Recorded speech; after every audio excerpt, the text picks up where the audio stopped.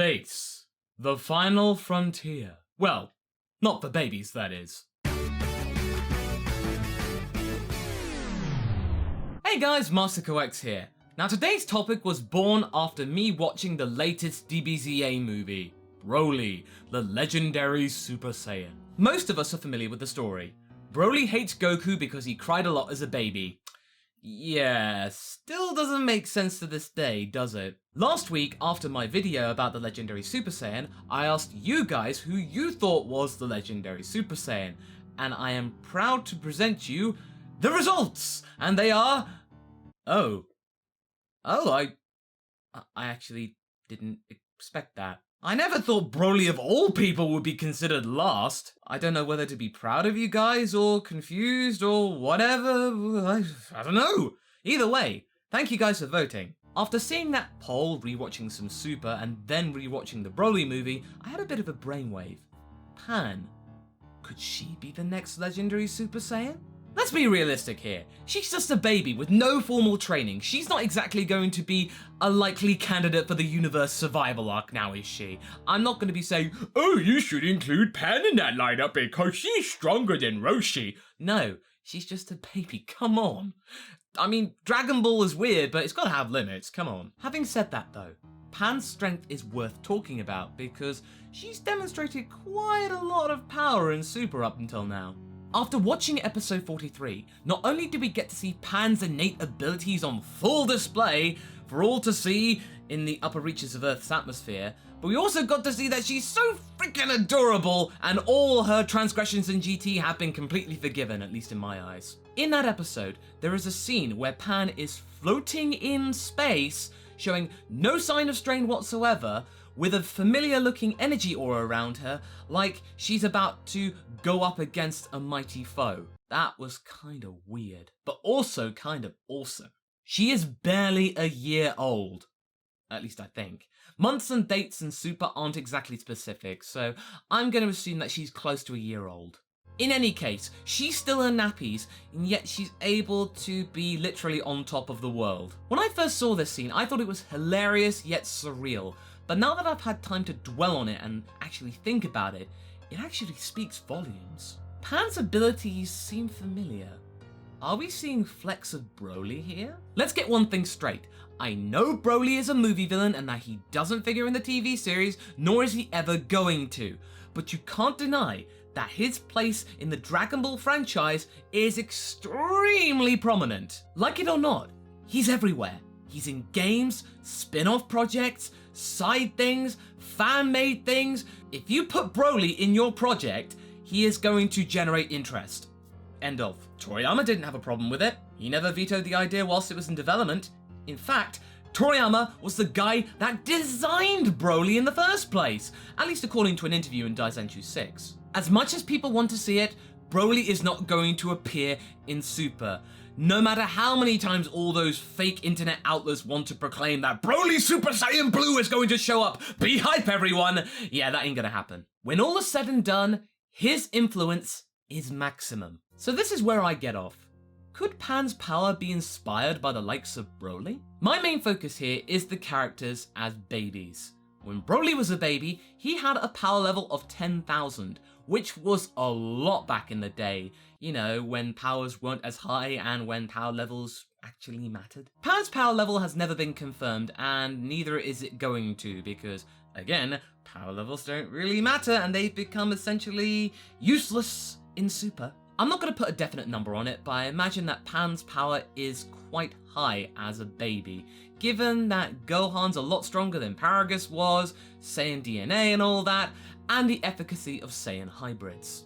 Back as a newborn, Broly had enough power and instinct to save himself and his father Paragus from planet Vegeta's destruction. This baby could form an energy shield which was strong enough to protect him and his father from a planetary explosion, the harshness of space for a long period of time, just long enough so they could find a habitable planet.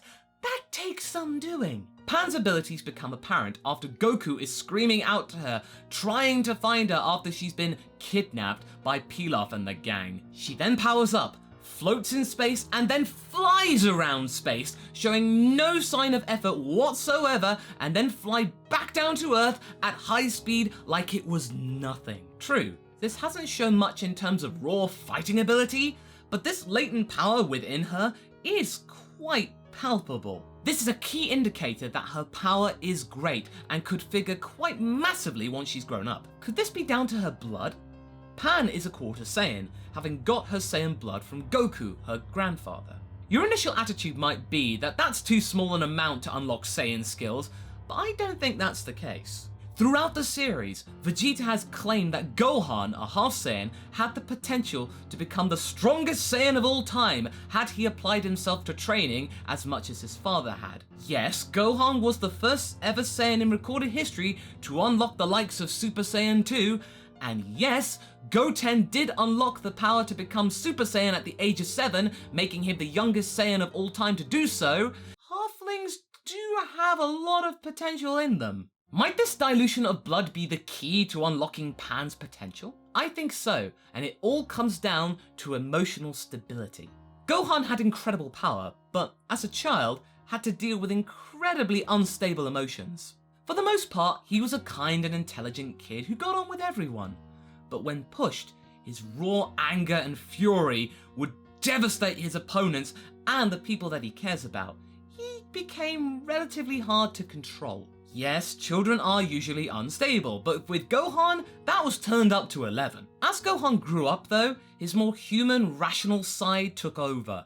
He was a lot more placid, as is displayed in Super. He's an adult in his mid-20s, and I have yet to see him actually explode in anger that wasn't of his own volition. You could point out that Goten and Trunks never expressed these same kinds of mood swings as children.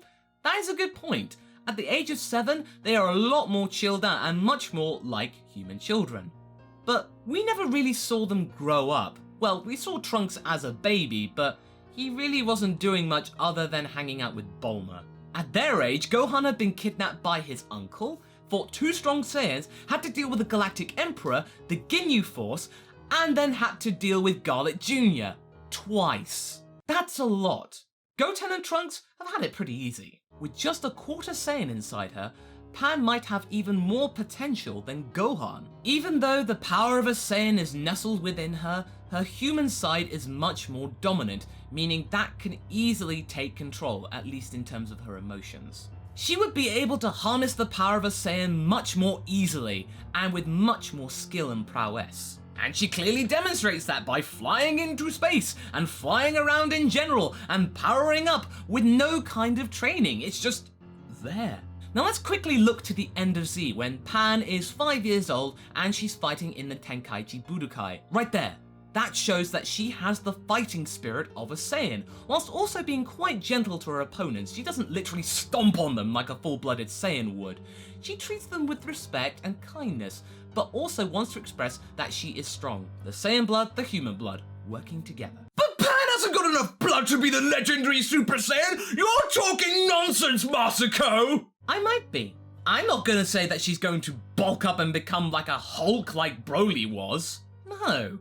I'm just saying that she shows this much power as a baby. Just think of where she could be in 5, 10, 15 years' time. And also, Paragus was trying to do his best to hide Broly's power. Pan won't have that kind of limitation. So where am I going with this? Well, I feel that Pan, if written properly, could have the potential to become an incredible fighter. That is, if that's something that she wants to pursue, of course. If applied right, she could rival Goku and Vegeta. Let's see where this goes. So what do you guys think? Do you think Pan has the ability to become a legendary Super Saiyan? Do you think that she will appear in fights in the future if there is a time skip? Leave a comment below and let's get this discussion going. Anyway, I hope you enjoyed this video. Until the next one, be sure to like and subscribe. And until then, catch you later.